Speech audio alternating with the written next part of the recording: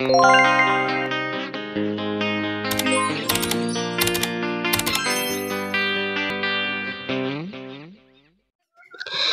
everyone, it's me again, Clara Matos po. So, for today's video, medyo hindi po okay yung boses ko sa voice record na to kasi nagkaroon po ng problema. Meron po akong sipon at ubo. So, bago po nangyari to is naglinis po muna ako dito sa likod ng bahay namin. So, pagkatapos po nun, kinagabihan, nagkasakit po. Tapos, hinika po ako. So, ayun, ang nangyari, wala po pala akong nebulizer kasi hindi ko po alam kung sino yung kumuha dito sa bahay ng nebulizer ko. So, wala rin pong gamot. Kaya, ang ginawa po ng auntie ko is ng Vicks po. Nilagay po niya sa tabo po na may asin.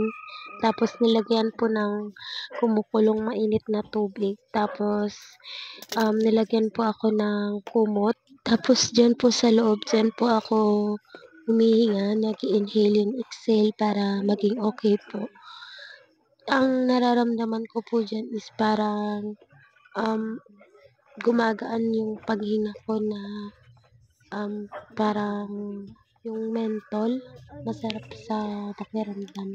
Tapos, rin ako, pinapawisan rin ako ng sobra. So, ayun, thank you din po sa auntie ko. Pagkatapos po nun, medyo hindi pa po naging okay yung pakiramdam ko. So, ang ginawa ko po, huminga po ako sa plastic para po mag-inhale and exhale. So, medyo naging okay naman po. So, nung naging okay na po, nakahiga na po ako. So, hinahawakan ko po dyan yung hiniram ko sanang inhaler. Kaso, wala po siyang Ventolin. Ubos na po sa hiniraman ko. So, wala naman pong magbibilihan yan dito kasi bukid po dito. So, kinabukasan po, pumunta ako ng barangay dahil bukas na.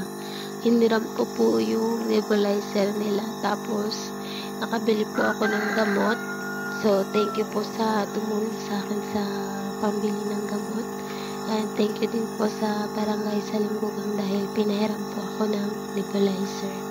So, ayan, maraming salamat po sa inyong lahat. At ito na lang po muna yung aking upload ngayon. And shout out po kay Kuya Brian Vargas and Tita Rosella and from Australia. Thank you po. And Kuya Khalifa. Maraming salamat po. And then, salamat po Tita John Marie Balben.